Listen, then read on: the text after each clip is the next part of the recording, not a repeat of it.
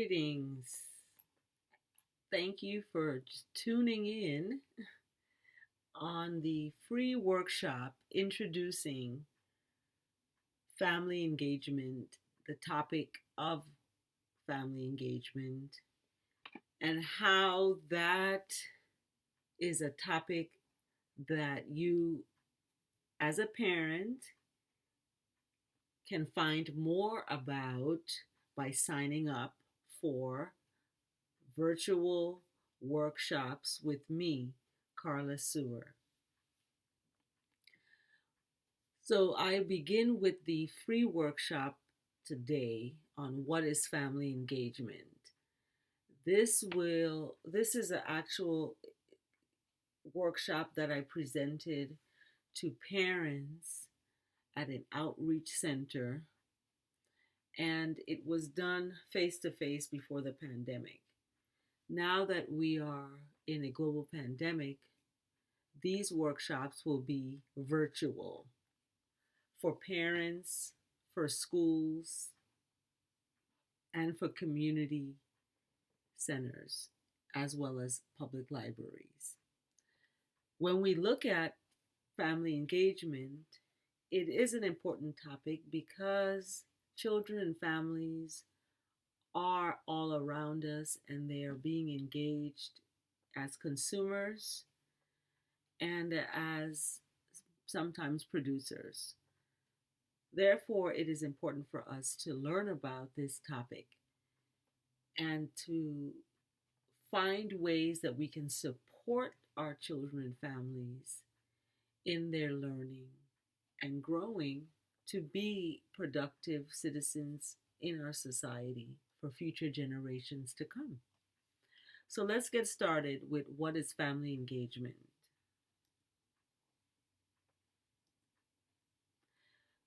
Family engagement starts with you.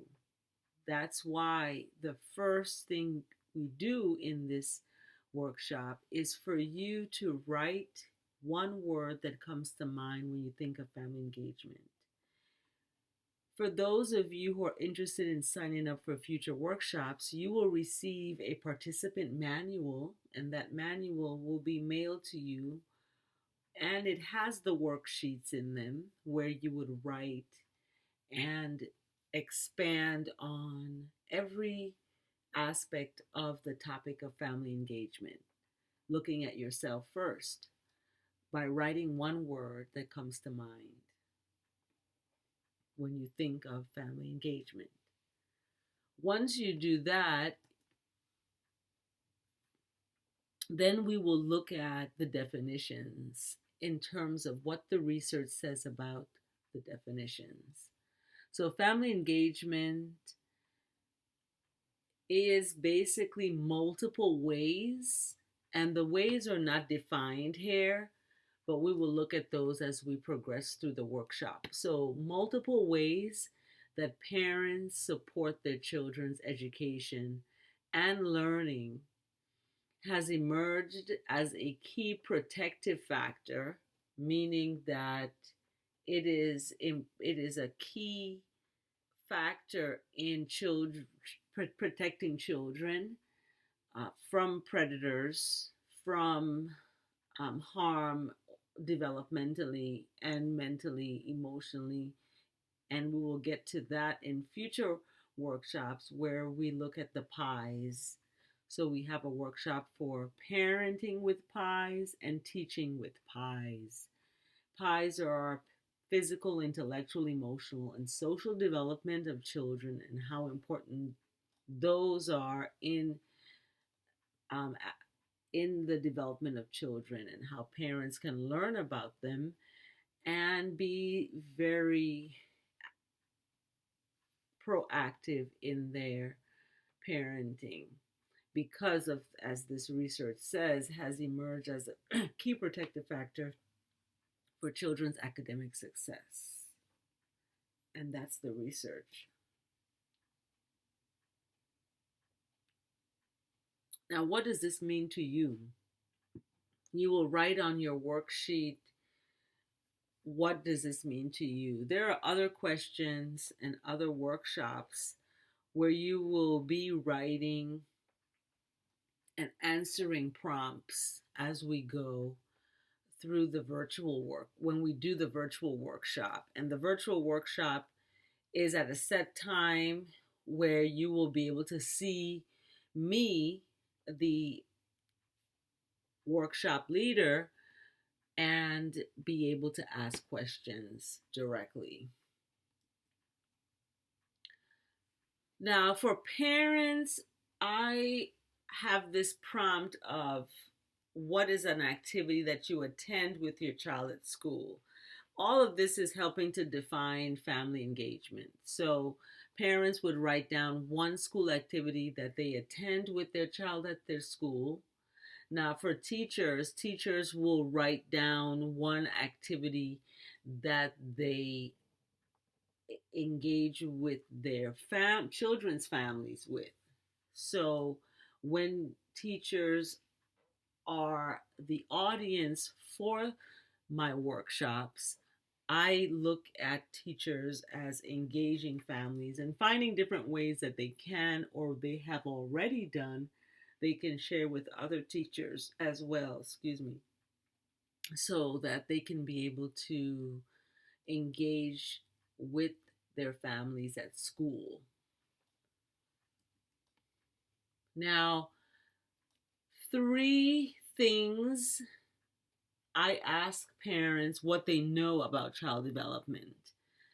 So on in the participant manual, there is an area for this prompt to be answered, writing at least three things you know about child development.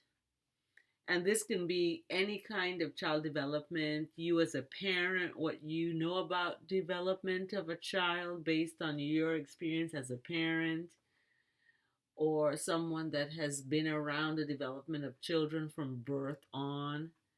What the three things you know about it, you write down on your worksheet. Then three ways you're involved with your child's learning at home, school, and in the community. So you would answer those questions. So that's how we define it. Now, this, like I said, this workshop was done for parents at an outreach center to show you how the workshops go. So when we look at P.I.E.S, I introduce the P.I.E.S: physical, intellectual, emotional, social development. And I call it P.I.E.S, and I say that children need to be engaged in each one of these at a balance. So they're not getting one more than the next or one less than the next, but they're getting it in balance, especially when they're at school during the day and when they're at home and on days when they're on holidays. And especially now when children are at home and they are in virtual classes. We, parents, it's, hard sometimes to know what to do with your child because they were at school all these times and now they're not, they're at home. So you want to be able to engage them in all these areas. So physical, intellectual, emotional, and social development of children is what I teach, and I will teach it in terms of lesson planning for teachers and at home planning for parents. So when teachers are looking at lesson planning, one of the apps, the educational apps that's being created, that I'm creating, is for teachers, and that is for them to be able to plug in the P.I.E.S into their lesson planning. So when you plug the P.I.E.S into lesson planning, it's based on developmental theories. So when I look at the P.I.E.S, I'm looking at the physical, intellectual, emotional, and social development, which children from birth through adolescence need their family support in achieving success in school and life. So this is a 1 day workshop, and it takes place from 9 to 4. This is before the pandemic, and as you can see, it was from 2016 when I was in my master's in science and family studies. Okay, that. Now we get into the research now on physical, intellectual, emotional, social development. And this is where I like to define what physical, intellectual, emotional, social development is. And when parents look at how they define family engagement, what activities do, they can kind of look at this and say, oh, I've been engaging my child physically because this is what I do. It includes gross motor skills where they're looking at their whole entire body if you're looking at a toddler. So when we're looking at physical, intellectual, emotional, and social development, the P.I.E.S can come in different stages. So we have the P.I.E.S for before birth, before you birth the child. These areas of development need to be stimulated. After the child is birthed, these areas still need to be stimulated with the child and with the parents as well. The parents have to keep their physical, their intellectual, their emotional, and their social development balanced. And that's where self-care comes in. So parents, there's another workshop for you coming up. So when we look at defining these areas of development, families know these areas, they can work more productively to create healthy home environments, and that will positively be impacted in many ways with their child. So physical development, we're looking at fine motor skills, gross motor skills, muscle strength and movements, and sensory motor skills. Intellectual development, we're looking at cognitive skills, mannerisms, language, and core academics. Language is important because it's developing even while the child is in the womb. Arts and crafts, health and safety, music and theater, personal awareness, phonics, reading, math, science, and social studies. Emotional development includes emotions observed about the child's internal working model, body language, and facial expressions, which can help families and parents help their child have a better understanding of who they are, what they want, and how they can positively and productively contribute to their communities. That is emotional development. Social development includes concepts of self, immaturity/maturity, aggression/violence, non-compliance, respect or lack thereof, temper tantrums, and types of play demonstrated.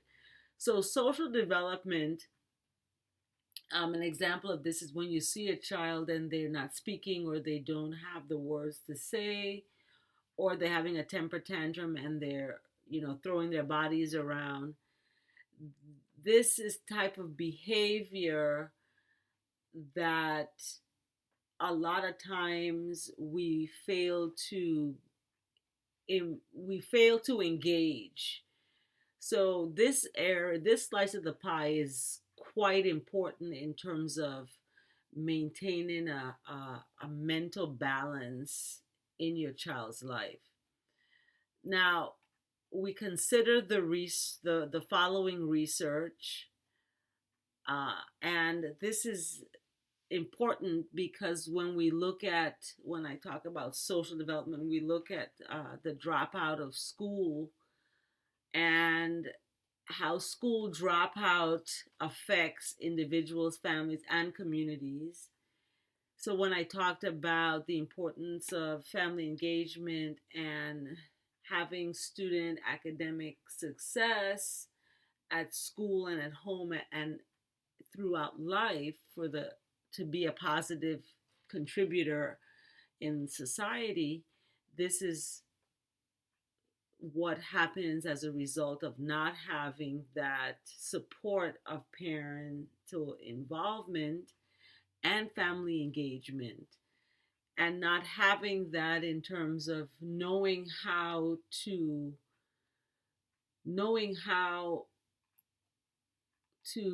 support children. And these are specific ways. Having a slice of each of these areas of development supports children overall. And that's important. So we have the problems that are stated that can occur at the individual and family levels because of the absence of family engagement. And there are many.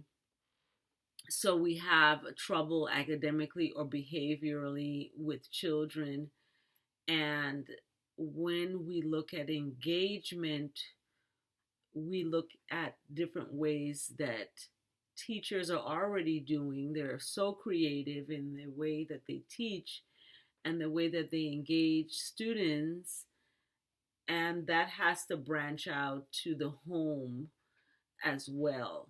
So when we look at developmental theories, the P.I.E.S is supported by that. So that is the P.I.E.S. When we look at physical, intellectual, emotional, social development of children, we are engaging in those areas. Of engagement could be simple as a jigsaw puzzle. Okay, Schaefer, 1996, gives the example of a young girl who is given her first jigsaw. Alone, she performs poorly in attempting to solve the puzzle. So by herself, she's, as it's, this picture here, by herself, she's attempting to she's performing poorly. Once the father then sits with her and describes or demonstrates some basic strategies and provides a couple of pieces for the child to put together herself and offers encouragement when she does so, it's that next level, that scaffolding level. And that scaffolding level now becomes, as the child becomes more competent, the father allows the child to work more independently. So when I look at this activity that's happening with the parent and the child, I'm looking at it as stimulating both the physical in terms of how the activity is using the physical body, the eye hand coordination, intellectual.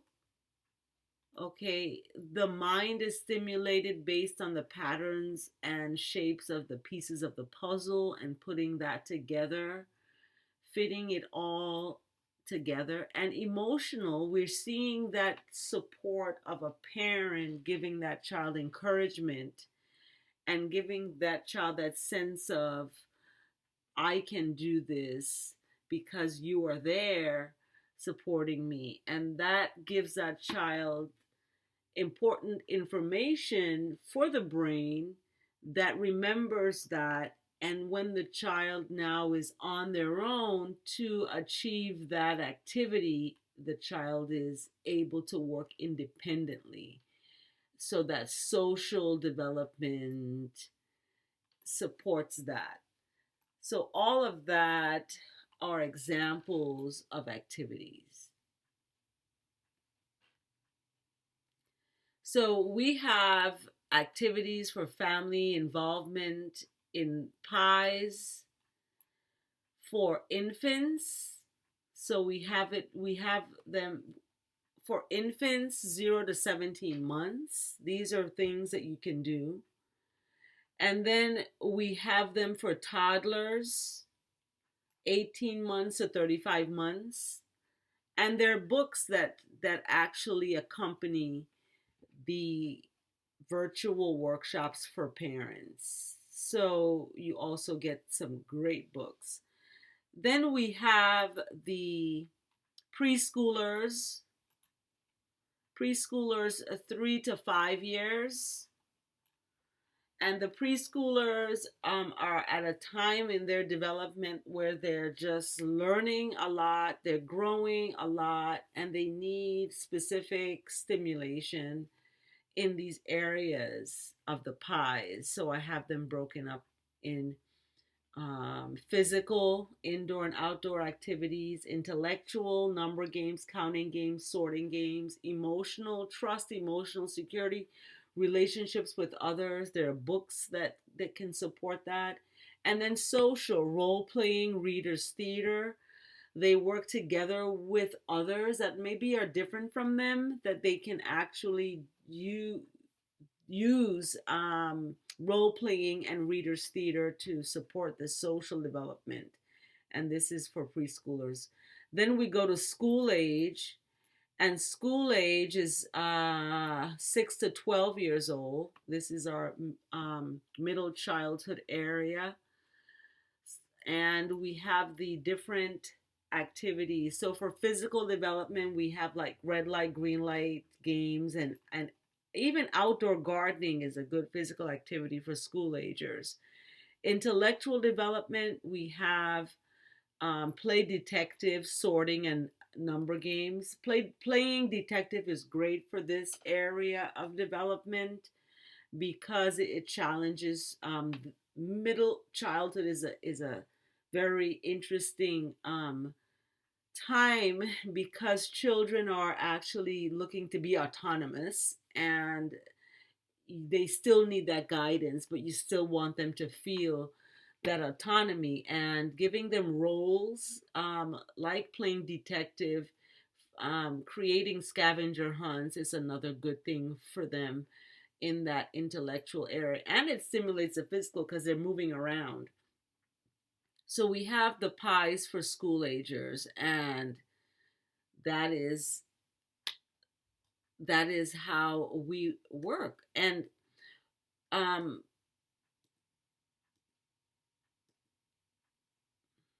so in going over all the pies, we have research from Bronfenbrenner's ecological theory of development. We also use Vygotsky's sociocultural theory of development. And like I said, we have the family involvement in pies, activity for families, pies for toddlers. Parents can use this and so can teachers. Like I said, the teaching with pies comes with a lesson planning capability where you can use it. It's a educational app that I'm developing so that you can use that for developing lesson planning for toddlers, developing observation areas where you can actually input your observation if you're a child caregiver and you are taking care of toddlers and you want to track their development. You can use this app to do that. So all of the information in the workshops can be found in an app. So eventually from this virtual stage that we have, we will move on into where you can use your handheld device and access NEGUS Education World Specialist information at your fingertips. Then we have pies for preschoolers, and we have pies for school agers.